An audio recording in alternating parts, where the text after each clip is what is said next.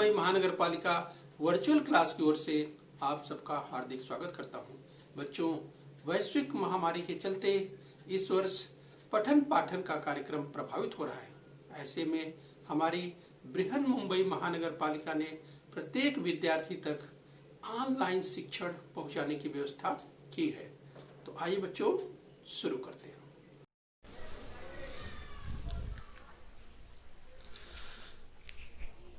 तो बच्चों, कक्षा 10वीं में आज हम पढ़ेंगे भूगोल यानी ज्योग्राफी। और आज का पाठ है बच्चों जनसंख्या यानी पॉपुलेशन। तो बच्चों, मैं CS Patel, virtual training centre Dadar Mumbai से। बच्चों, कक्षा 10वीं की पाठ्यपुस्तक स्क्रीन पर आप देख पा रहे हैं। जैसा कि बच्चों आप जानते हैं, हम तुलनात्मक अध्ययन कर रहे हैं यस भारत और ब्राजील। आइए बच्चों आगे बढ़ते हैं। तो बच्चों, कक्षा 10वीं में जैसा कि आप जानते हैं कि हमें पूरे वर्ष जो पढ़ना है भूगोल में बच्चों, हमें भारत और ब्राजील दोनों ही विकासशील देश हैं और हमें अध्ययन कर रहे हैं भारत और ब्राजील का। बच्चों, हम आपको एक बार फिर से याद दिलाएं, जब हम बात करते हैं भारत की, यस, तो भारत की लोकेशन और ब्राजील की लोकेशन आप अपने दिमाग में हमेशा बनाए रखिए, राइट। इसलिए हम जब बार बार चर्चा करते हैं तो भारत की चर्चा करते हैं। यस, तो भारत आप देखिए, अगर हम दक्षिणी एशिया की बात करें तो यस, दक्षिणी एशिया के महत्वपूर्ण देशों में भारत, यहाँ स्क्रीन पर आप देख पा रहे हैं भारत को, यस। और बच्चों, दक्षिणी अमेरिका की बात करें तो दक्षिणी अमेरिका महाद्वीप में आप देख पा रहे हैं ब्राजील को, राइट। और बच्चों, जैसा कि हमने बार बार चर्चा की है, फिर हम आपको याद दिलाएं कि जो कर्क रेखा है, कर्क रेखा भारत के बीचों बीच होकर गुजरती है, जो स्क्रीन पर देख पा रहे हैं 23.5 अंश उत्तरी अक्षांश।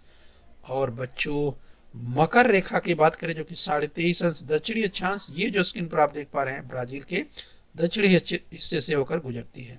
और बच्चों, अगर बीच की बात करें अर्थात 0 डिग्री की बात करें, अर्थात इक्वेटर की बात करें, तो 0 अंश अक्षांश रेखा अर्थात जो इक्वेटर है वो ब्राजील के उत्तरी हिस्से से होकर गुजरती है, राइट बच्चों, यहाँ से गुजरती है और भारत से थोड़ा सा दूरी पर दक्षिणी यहाँ से गुजरती है, जिसकी चर्चा हमने पहले की हुई है, राइट। तो ये बच्चों हमेशा अपने दिमाग में रखिए, राइट।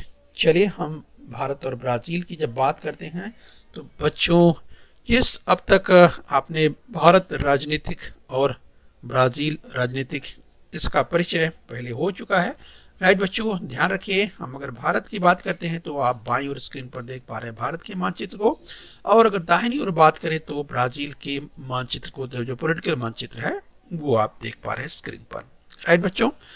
तो ये ध्यान रखना है। और यहाँ पर जब हम विषुवत रेखा अर्थात इक्वेटर की बात करते हैं तो यहाँ पर देख सकते हैं जो 0 अंश अक्षांश रेखा की हम बात कर रहे हैं, तो देखिए अब ब्राजील के उत्तरी हिस्से से ये रेखा जो कि गुजरती है, ये आपको ध्यान रखना है। इसके साथ ही 23.5 अंश दक्षिणी अक्षांश की जो बात करते हैं अर्थात मकर रेखा की बात करते हैं, स्क्रीन पर आप देख सकते हैं बच्चों, जो कि इस हिस्से से गुजरती है ब्राजील के, ये भी आपको ध्यान रखना है, राइट। तो चलिए बच्चों आगे बढ़ेंगे। तो अगर हम बच्चों बात करें भारत के लेटेस्ट मैप की बात करें जो स्क्रीन पर आप देख पा रहे हैं, राइट बच्चों, आपकी पाठ्यपुस्तक में जो भारत का मानचित्र है पॉलिटिकल वो पुराना है, और अभी वर्तमान समय जो चेंजेस हैं, राइट, वो चेंजेस के हिसाब से 2020 के हिसाब से जो मानचित्र है स्क्रीन पर आप देख पा रहे हैं, राइट। तो चलिए जानकारी के तौर पर ध्यान रखें। आज बच्चों हम थोड़ी चर्चा और कर लेते हैं। जब हम बात करते हैं भारत की तो यस, उन तमाम प्रश्नों के उत्तर बच्चों आपको मिल सकते हैं। आप भारत की प्राकृतिक संरचना एवं अपवाह तंत्र को पढ़ चुके हैं, यस बच्चों, यानी भारत का जो भौतिक स्वरूप है, कहाँ पर पठार हैं, कहाँ पर पर्वत हैं, कहाँ पे यस मरुस्थलीय क्षेत्र है, कहाँ पे नदियां हैं, यस, ये या समुद्र तटीय मैदान की बात करें या बच्चों आइलैंड की बात करें, तो ये एक आड़ा खड़ा अपने दिमाग में आपको जरूर रखना है, राइट। तो चलिए इसका भी ध्यान आपको रखना है। जो पेंसुलर एरिया, जो प्रायद्वीपीय क्षेत्र, एक बड़ा प्रायद्वीपीय क्षेत्र है जो स्क्रीन पर जैसे आप देख पा रहे हैं, ये भी आपको ध्यान रखना है। इसके अलावा तमाम जो पर्वतीय क्षेत्र हैं उनकी बात ध्यान रखना है, मैदानी क्षेत्र जो वो ध्यान रखना है, जो गंगा यमुना का जो मैदानी क्षेत्र है, राइट, बड़ा मैदानी क्षेत्र वो आपको ध्यान रखना है। थार के मरुस्थल को आपको ध्यान में रखना है, राइट। इसके अलावा जो समुद्र तटवर्ती मैदानी क्षेत्र है उनका भी ध्यान रखना है, राइट। चलिए हम बच्चों थोड़ा सा रिवाइज करते हुए बढ़ रहे हैं। तो मुख्य भौगोलिक वितरण, यस, हिमालय को ध्यान रखिए, करीब 2400 किलोमीटर, तलवार की जैसा आप देख सकते हैं भारत के उत्तर में और पूर्व में, यस, जो स्क्रीन पर देख पा रहे हैं। इसके अलावा उत्तरी मैदानी क्षेत्र। इसके बाद बच्चों यस, तटवर्ती मैदान की बात करें, प्रायद्वीपीय पठारी क्षेत्र जो स्क्रीन पर बच्चों आप देख पा रहे हैं। इसके अलावा हम तटीय जो मैदानी क्षेत्र की बात करें, समुद्र। इसके अलावा लेह लक्षद्वीप और ये अंडमान आइलैंड जो है, अंडमान निकोबार द्वीप समूह बड़े पैमाने पर। चलिए ये आपको ध्यान रखना है।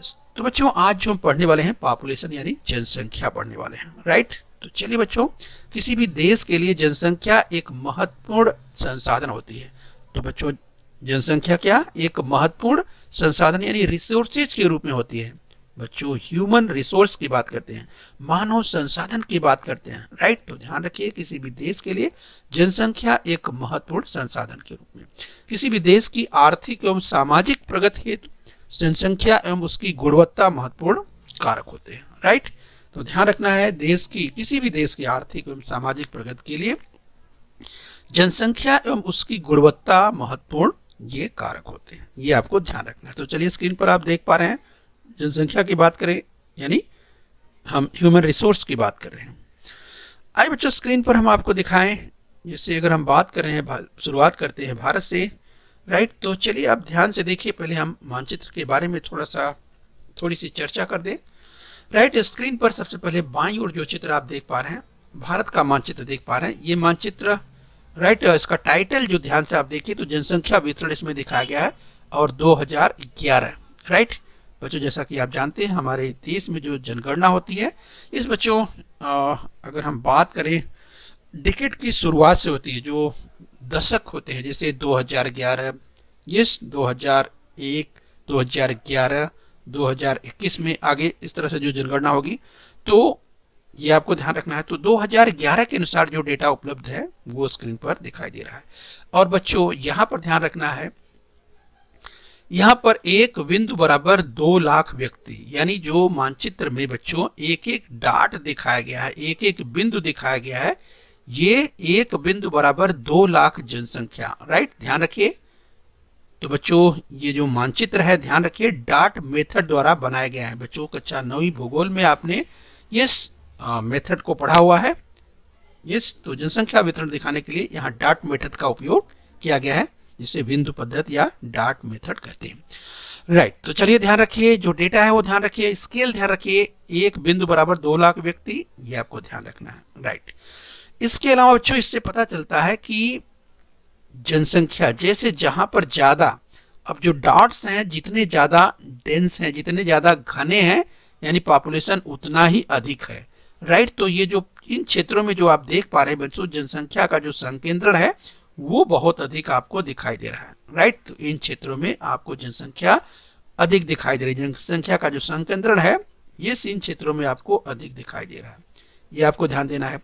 इसके अलावा बच्चों अगर ध्यान से आप देखिए तो इन कुछ ऐसे क्षेत्र हैं जहां पर जनसंख्या बहुत ही कम या नहीं के बराबर दिखाई दे रही है। तो बच्चों ध्यान से देखिए जम्मू कश्मीर का ये हिस्सा, लद्दाख का ये हिस्सा, इसके बाद बच्चों अरुणाचल प्रदेश वगैरह, ये इस क्षेत्र में जरा ध्यान से देखिए, ये आपको ध्यान देना है। इसके अलावा जहां पर जनसंख्या कम आपको दिखाई दे रही है, यानी यहाँ पर आप देख सकते हैं जनसंख्या इस क्षेत्र में कम है, राइट। तो जहां पर ये आपको ध्यान रखना है कि एक बिंदु बराबर 2 लाख, ये तो आप देख पा रहे हैं जनसंख्या वितरण डॉट मेथड्स के।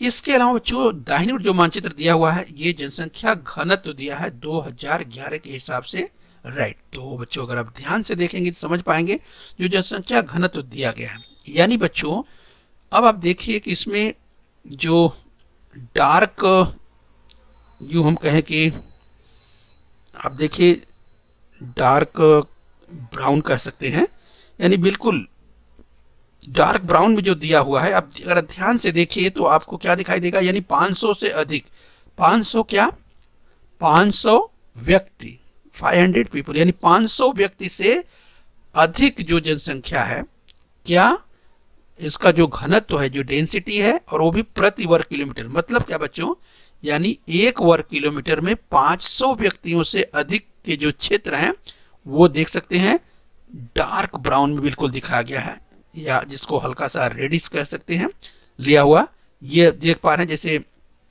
चाहे हम इधर पंजाब की बात करें इस बच्चों, या आप उत्तर प्रदेश को देखिए, आप देख सकते हैं बिहार को देख सकते हैं, पश्चिम बंगाल को देख सकते हैं, राइट। दक्षिण में आए तो आप केरल को देख सकते हैं, राइट। तो इन क्षेत्रों में आप देख पा रहे हैं जो जनसंख्या का संकेंद्रण है वो आपको 500 व्यक्तियों से भी अधिक दिखाई दे रहा है, यानी डेंसिटी की बात हो रही है। तो जरा ध्यान से इंडेक्स को समझना है। परीक्षा में कभी कभी जब पूछता है बच्चों तो इंडेक्स में यूनिट लिखना जरूरी होता है। जैसे जैसे पूछा गया इसमें कि 500 व्यक्तियों से अधिक, यानी 500 व्यक्तियों से अधिक के अगर राज्यों की बात है, 2 राज्यों के नाम लिखिए तो आप ठीक है उत्तर प्रदेश लिख सकते हैं, बिहार लिख सकते हैं 2। लेकिन बच्चों अगर ये पूछा गया कि जैसे पूछ दिया गया कि उत्तर प्रदेश में जो, या बिहार में या पश्चिम बंगाल में जनसंख्या का घनत्व जिस मानचित्र देखकर बताइए कितना है, तो अब आप देखेंगे, क्या देखेंगे, इंडेक्स देखेंगे, उसमें आप देखेंगे 500 आपको दिखाई दे रहा है। तो उत्तर लिखते समय क्या ध्यान देंगे, उत्तर लिखते समय दिखेंगे 500 व्यक्ति प्रति वर्ग किलोमीटर से अधिक, राइट। तो 500 व्यक्ति प्रति वर्ग किलोमीटर ये जो यूनिट है लिखना जरूरी है, राइट। तो इस तरह से आप सही उत्तर, पूरा उत्तर लिखेंगे, अन्यथा वहां पर आधा अधूरा उत्तर लिखेंगे तो मार्क्स बच्चों वहां पर कम हो सकते हैं। तो चलिए आइए देखते हैं जरा बच्चों, यहां पर जो दिया हुआ है, जैसे दिया है जो स्क्रीन पर आप देख पा रहे हैं,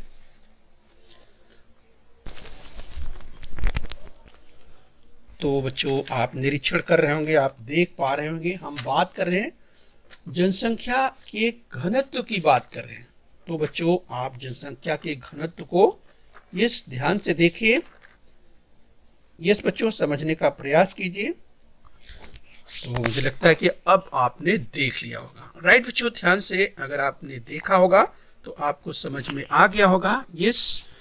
तो बच्चों हमने जैसे चर्चा की कि पंजाब का हिस्सा, राइट, यहाँ पर आप देख सकते हैं पंजाब की हिस्से की बात करें, या बच्चों उत्तर प्रदेश की बात करें, बिहार की बात करें, इधर पश्चिम बंगाल को आप देख सकते हैं, राइट। दक्षिण में हमने बात की केरल की बात की। तो इस तरह से बच्चों यहाँ पर आप देख सकते हैं जहां पर कि 500 व्यक्तियों से अधिक जनसंख्या का संकेंद्रण आपको दिखाई दे रहा है। सबसे कम जनसंख्या वाले राज्य कौन से हैं? अगर सबसे कम जनसंख्या की बात करें, राइट बच्चों, तो आप देख सकते हैं कि जम्मू कश्मीर की ओर बढ़िए, तो जम्मू कश्मीर में आप देख सकते हैं। यस, इसके अलावा देखिए हिमाचल प्रदेश में आप देखिए, यानी जम्मू कश्मीर बच्चों ऊपर की ओर आप देखिए ध्यान से, ये जम्मू कश्मीर की अगर बात करें, हिमाचल प्रदेश की बात करें, उत्तराखंड की बात करें, अरुणाचल प्रदेश की बात करें, राइट। तो इन जो स्टेट्स हैं, इन राज्यों में आप देख पा रहे हैं जो जनसंख्या का संकेंद्रण है वो कम है। इसके अलावा नागालैंड, राजस्थान, मध्य प्रदेश, छत्तीसगढ़ में भी आप देख रहे हैं, तो आपको दिखाई दे रहा है कि यहाँ भी तुलनात्मक रूप में जनसंख्या कम आपको दिखाई दे रही है, राइट। तो ये आपको ध्यान देना है। इसके अलावा बच्चों अगला प्रश्न पूछा जा रहा है कि जो उपरोक्त मानचित्रों का विचार करके भारत के राज्यों और केंद्र शासित प्रदेशों को विभाजित कर नीचे दी गई तालिका में, जिस बच्चों यहाँ पर एक इंडेक्स दिया गया है, एक तालिका दी गई है, उसमें आप भरने का प्रयास कीजिए। जैसे 100 से कम की बात करें, यानी 100 से कम का मतलब 100 व्यक्ति प्रति वर्ग किलोमीटर से कम, राइट। तो ऐसे आप देखेंगे तो 100 व्यक्तियों से कम। तो बच्चों ये मदद आपको कहाँ से मिलेगा, यहाँ से देखिए लिखा हुआ है, यस, ये जो मानचित्र है 6.1 आ, यहाँ पर इंडेक्स के माध्यम से आप खोज सकते हैं। तो इनके नाम अगर आप ध्यान से देखिए तो बच्चों आपको मिजोरम, अब ये जो पहचान है कैसे होगी, इस मानचित्र को देखकर, दूसरे 6.1 आ से देखिए तो आप पहचान पाएंगे। मिजोरम देखिए, यस, नॉर्थ ईस्ट में मिजोरम, तो मिजोरम में देख लीजिए। इसके अलावा अरुणाचल प्रदेश है, सिक्किम है, यस, नॉर्थ ईस्ट के स्टेट्स हैं। फिर जम्मू कश्मीर, हिमाचल प्रदेश और उत्तराखंड में देखिए तो आपको 100 से भी कम, 100 व्यक्ति प्रति वर्ग किलोमीटर से कम ही आपको दिखाई दे रहे हैं। इसके अलावा बच्चों अगला पूछा है 101 से 250, तो आप देखिए इसमें आप देखिए छत्तीसगढ़, यस, मेघालय देखिए, मणिपुर देखिए, नागालैंड देखिए, राइट। तो इस तरह से बच्चों आप यहाँ पर खोज करके लिख सकते हैं, और आपको ध्यान रखने से मणिपुर यहाँ पर है, नागालैंड यहाँ पर है, राइट, ऐसे जो कि 101 से 250 के बीच में है। 251 से 500 के बीच में अगर पूछ रहा है बच्चों, तो आप देखिए इसमें यहाँ पर देखिए सिंबल देखिए तो महाराष्ट्र आपको दिखाई देगा इसमें, ये जो क्षेत्र है, यस महाराष्ट्र है, फिर गोवा है, फिर कर्नाटका आपको दिखाई दे रहा है, यस कर्नाटका के अलावा तेलंगाना है, आंध्र प्रदेश है, उड़ीसा, यस इसके अलावा आसाम है, त्रिपुरा है, यस। तो ये बच्चों ये क्षेत्र है, ये प्रदेश है जो कि 251 से 500 के बीच में, 500 राइट। और मोर देन 501 की बात करें, 501 तो हमने भी चर्चा की, यस बिहार, वेस्ट बंगाल, केरला, ये जो राज्य हैं, उत्तर प्रदेश, पंजाब। तो बच्चों इन्हें आपको ध्यान रखना है, यस। इस तरह से प्रश्नों का उत्तर आप आसानी से दे सकते हैं। आगे चलिए बच्चों, 2011 की जनगणना के अनुसार ध्यान से आप देखिए यहाँ पर जो दिया हुआ जिसकी हम बात करें, भारत की जनसंख्या 2011 के हिसाब से 121 करोड़ थी, राइट, 121 करोड़, ये आपको ध्यान रखना है।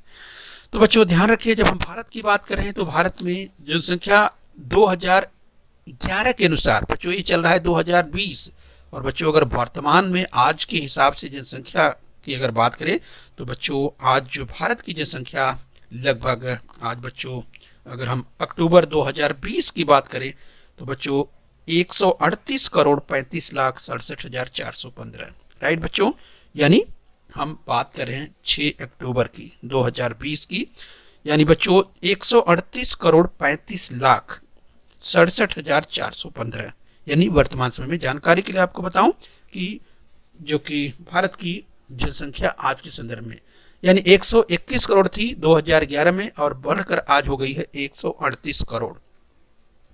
जनसंख्या के अनुसार भारत की जो जनसंख्या है वो विश्व में दूसरे क्रमांक पर है, यानी चीन के बाद हम दूसरे स्थान पर हैं जनसंख्या के हिसाब से। भारत में विश्व के कुल क्षेत्रफल का जो क्षेत्र है वो 2.41 है, यानी बच्चों भारत में जो क्षेत्रफल है पूरे विश्व का वो कितना है 2.41, और जबकि जनसंख्या कितनी है भारत में 17.5%, यानी विश्व के 2.41% क्षेत्र में रहते हैं कितने 17.5% लोग।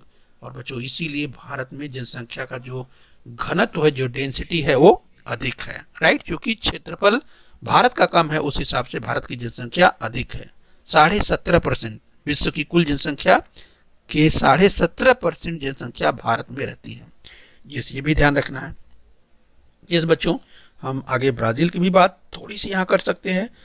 चलिए थोड़ी सी तुलनात्मक चर्चा यहाँ कर दें, जब हम ब्राजील को देखेंगे वहां भी थोड़ी चर्चा करेंगे।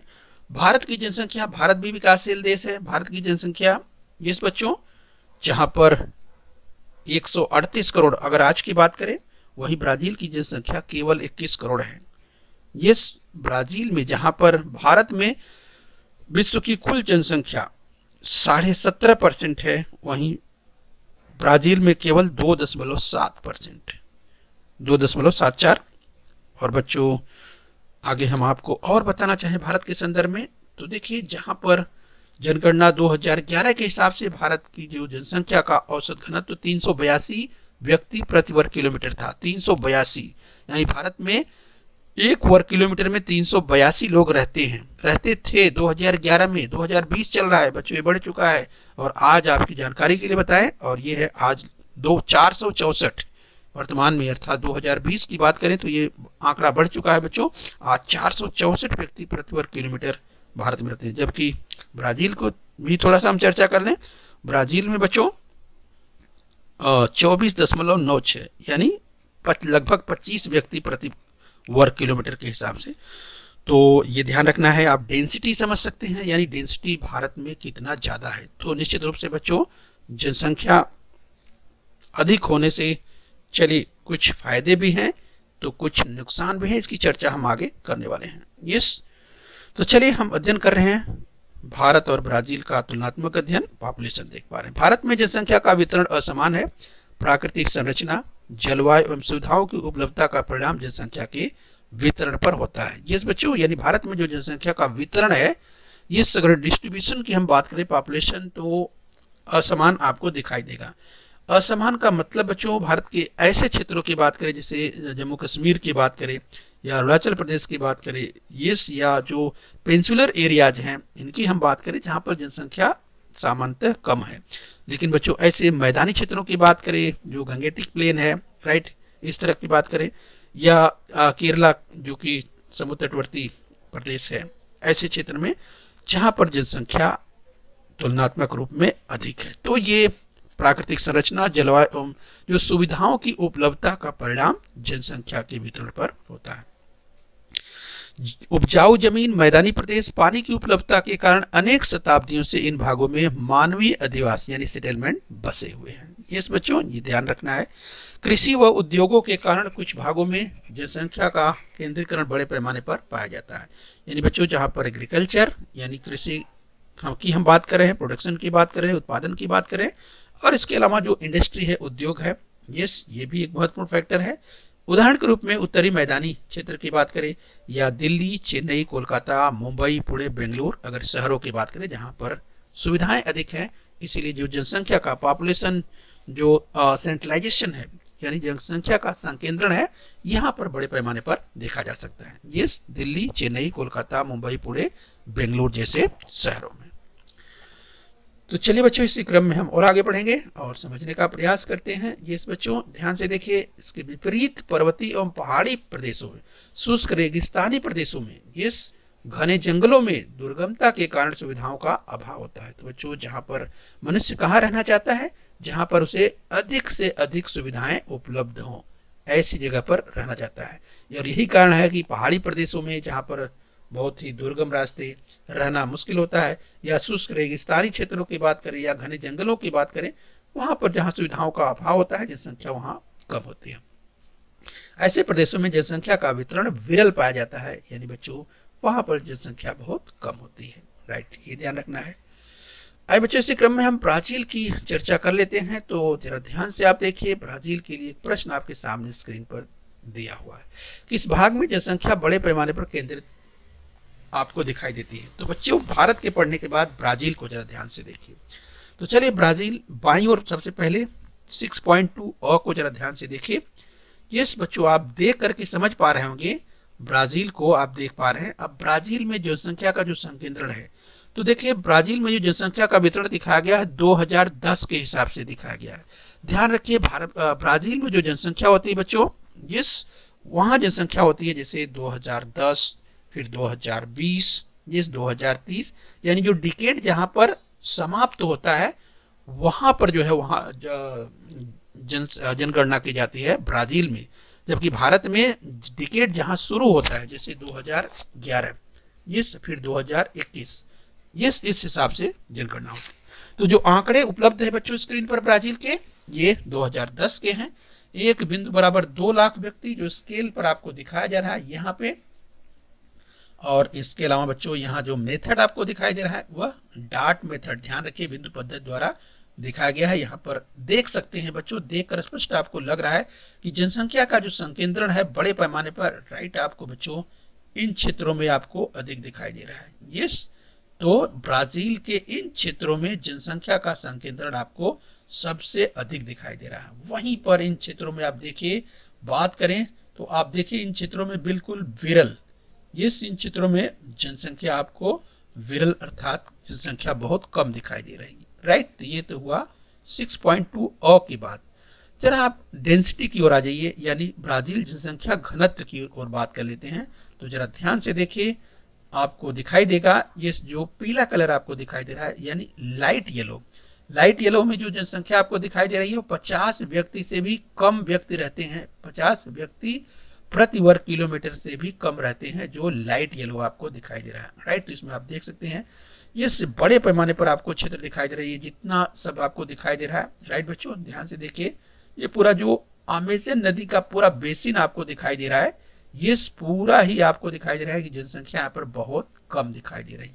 इसके अलावा जो डार्क येलो आपको दिखाई दे रहा है बच्चों, ये जनसंख्या वहां बढ़ती है 51 से 100 व्यक्ति प्रति वर्ग किलोमीटर, और अधिक डार्क की ओर बढ़ते हैं तो 101 से 150। और अगर ब्राउन की बात करें 151 से 300 व्यक्ति प्रति वर्ग किलोमीटर, जो डार्क ब्राउन है और बच्चों जो काले से आपको ब्लैक में दिखाई दे रहा है वहां पर जनसंख्या 300 व्यक्तियों से भी अधिक, 300 व्यक्तियों या 300 व्यक्ति प्रति वर्ग किलोमीटर से भी अधिक दिखाई दे रही है। और बच्चों ये क्षेत्र आपको दिखाई दे रहा है रियो डी जेनेरो, आप देख पा रहे हैं स्क्रीन पर। ये और साओ जो पालो क्षेत्र है यहाँ पर जनसंख्या का संकेंद्रण आपको अधिक दिखाई दे रहा है। परीक्षा में पूछा जा सकता है राइट, वो कौन से क्षेत्र है ब्राजील में जहां पर पॉपुलेशन का जो संकेंद्रण है वो या आपको अधिक दिखाई दे रहा है, ऐसे कौन से क्षेत्र हैं। तो चलिए, किस भाग में जनसंख्या बड़े पैमाने पर दिखाई दे रही है, ये प्रश्न आपके सामने है। तो आप देख सकते हैं साओ पालो, रियो डी जेनेरो, इस क्षेत्र में आपको जनसंख्या अधिक दिखाई दे रही है। किस भाग में जनसंख्या अत्यंत कम दिखाई दे रही है, जिस बच्चों अगर अत्यंत कम की बात करें तो पूरा अमेजन बेसिन आप देख पा रहे हैं राइट। अमेजन अपनी तमाम सहायक नदियों के साथ जो इधर जाकर के बहती है मिलती है राइट, उत्तरी अटलांटिक महासागर में, आप पूरा ये देख सकते हैं इन क्षेत्रों में जनसंख्या अत्यंत कम दिखाई दे रही है। चलिए बच्चों, इसी क्रम में हम और आगे बढ़ेंगे और आगे हम देखेंगे कुछ और प्रश्न राइट। तो अगला प्रश्न है बच्चों, ध्यान से देखिए, अभी तक किए गए ब्राजील देश के अध्ययन के आधार पर जनसंख्या के असमान वितरण के लिए कौन कौन से कारक कारणीभूत होंगे, इस पर एक टिप्पणी लिखिए। तो बच्चों टिप्पणी इस रूप में आप समझ सकते हैं कि ब्राजील में जो जनसंख्या का असमान वितरण आपको दिखाई दे रहा है, ऐसा क्यों है। बच्चों ध्यान रखिए, ब्राजील के उत्तरी हिस्से से यस जो कि इक्वेटर अर्थात भूमध्य रेखा गुजरती है। ये आपको ध्यान रखना है कि ब्राजील के उत्तरी हिस्से से जो इक्वेटर गुजरती है भूमध्य रेखा, तो बच्चों जैसा कि आप जानते हैं भूमध्य रेखा पर जो है जिस जो स्थिति बनती है वहां पर प्रतिदिन वर्षा होती है बच्चों। और ऐसे क्षेत्र में जहां पर गर्मी अधिक होती है, टेम्परेचर अधिक होता है, और बच्चों ऐसे में स्वाभाविक है कि मनुष्य कहाँ पर रहना चाहता है, जहां पर उसे तमाम प्रकार की सुविधाएं हो और उसके लिए अनुकूल जलवायु हो, ऐसे क्षेत्रों में वह निवास करना चाहता है। और यही कारण है बच्चों, आप देख सकते हैं कि उत्तरी क्षेत्र की बात करें ब्राजील में, तो आप देखिए जो है जनसंख्या का संकेंद्रण आपको बहुत कम दिखाई दे रहा है। लेकिन बच्चों अगर आप दक्षिण की ओर बढ़ते हैं तो दक्षिण के क्षेत्र में यहाँ पर आप देख सकते हैं, दक्षिण के इन क्षेत्रों पर जब साओ पालो की बात करें या रियो डी जेनेरो की बात करें, यहाँ पर आप देख सकते हैं इसके अलावा इन क्षेत्रों में भी आप देखिए तो जनसंख्या का संकेंद्रण तुलनात्मक रूप में अधिक दिखाई दे रहा है।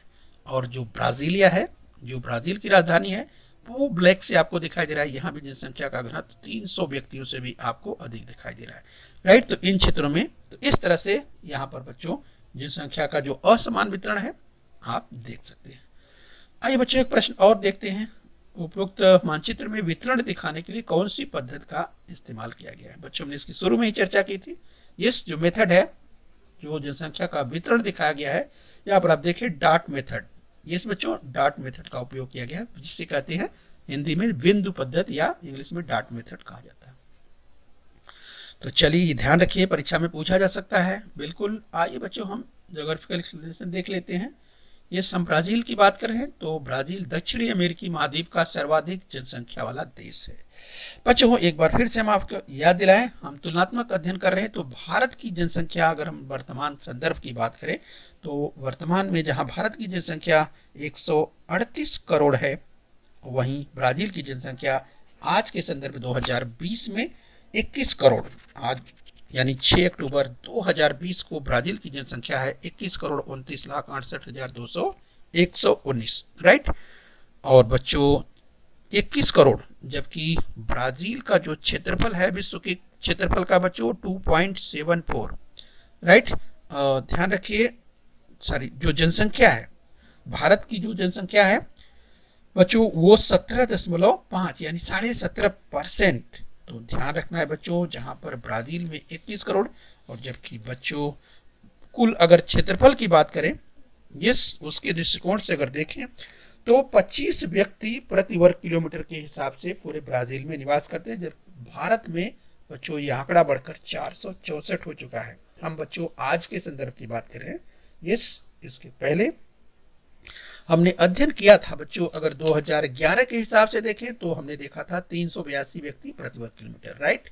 तो बच्चों परीक्षा में पूछा जाएगा तो 2011 के हिसाब से आपको लिखना है 382 व्यक्ति प्रति वर्ग किलोमीटर भारत की बात करें। वहीं बच्चों अगर हम ब्राजील की बात करें राइट, तो ब्राजील में आपको ध्यान रखना है 2010 की जनगणना के अनुसार जो वहां की जनसंख्या थी वो 19 करोड़, राइट। तो परीक्षा में तो आपको इसी हिसाब से लिखना है।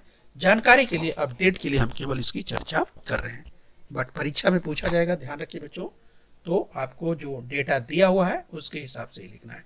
तो 2010 के अनुसार ब्राजील की जनसंख्या 19 करोड़ और ब्राजील विश्व में 5वें स्थान पर, राइट। ध्यान रखिए, जनसंख्या के दृष्टिकोण से भारत दूसरे क्रमांक पर है, वही ब्राजील जो है 5वें क्रमांक पर है जनसंख्या के दृष्टिकोण से, राइट।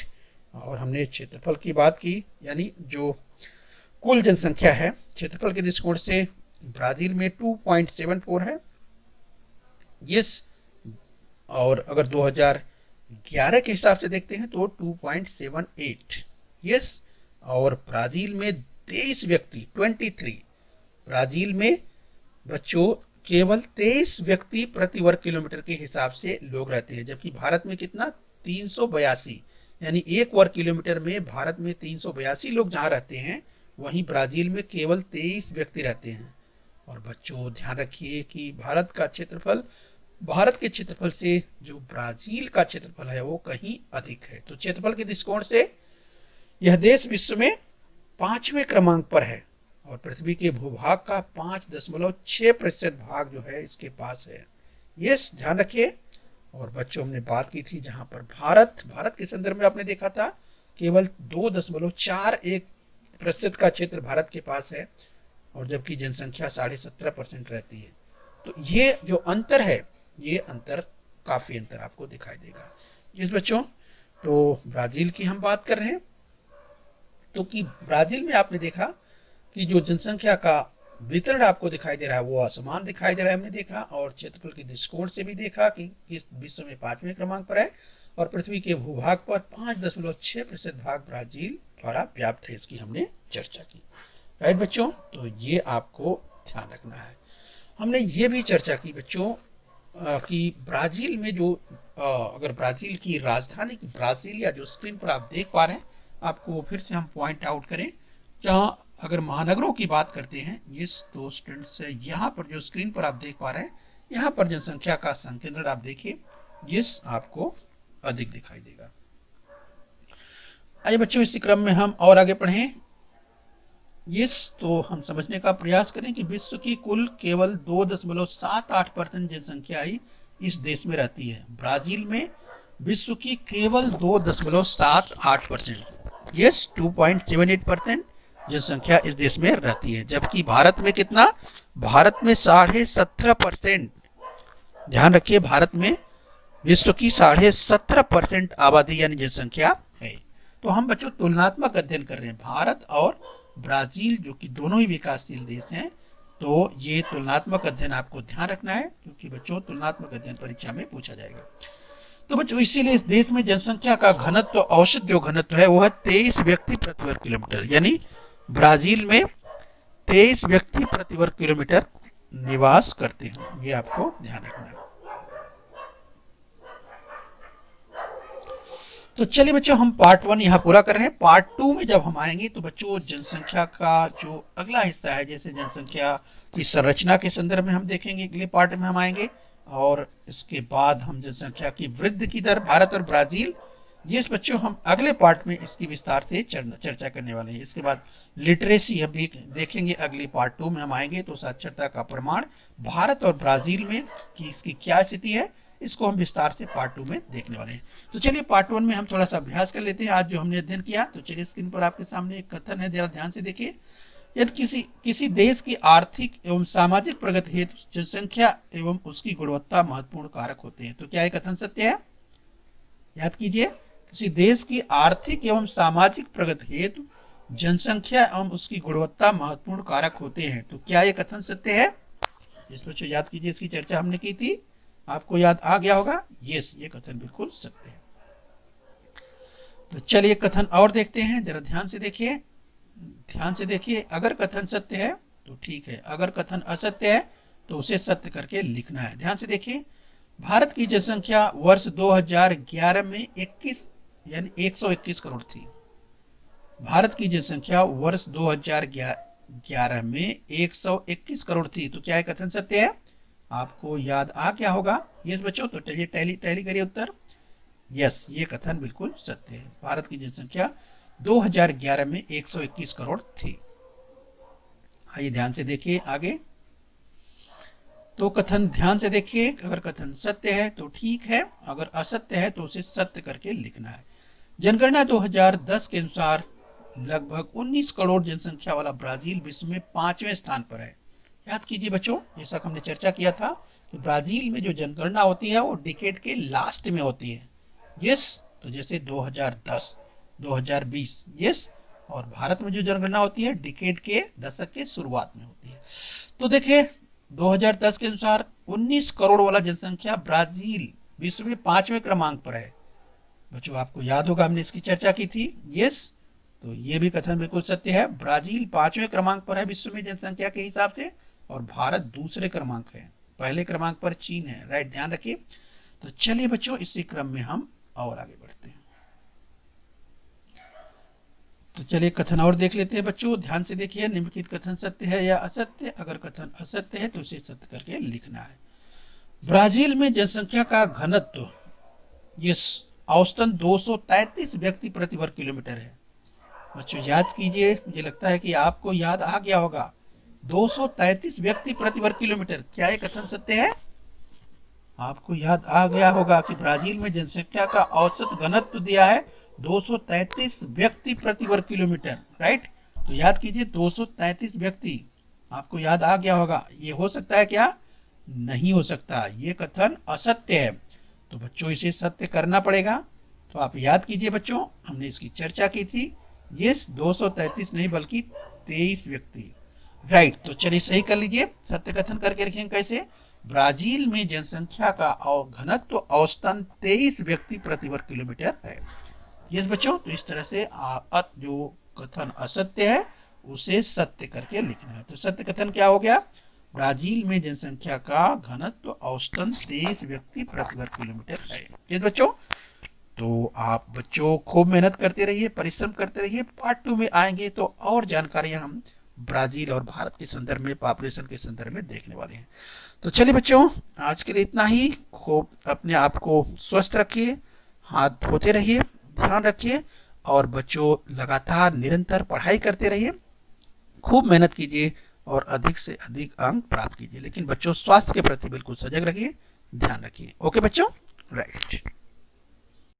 बच्चों, बृहन मुंबई महानगर पालिका के इस चैनल को सब्सक्राइब कर लीजिए और बेल आइकन प्रेस कर लीजिए। तो बच्चों, हम उम्मीद करते हैं यहाँ तक आपने समझ लिया है। आगे फिर मिलेंगे। आज के लिए इतना ही। Thank you very much.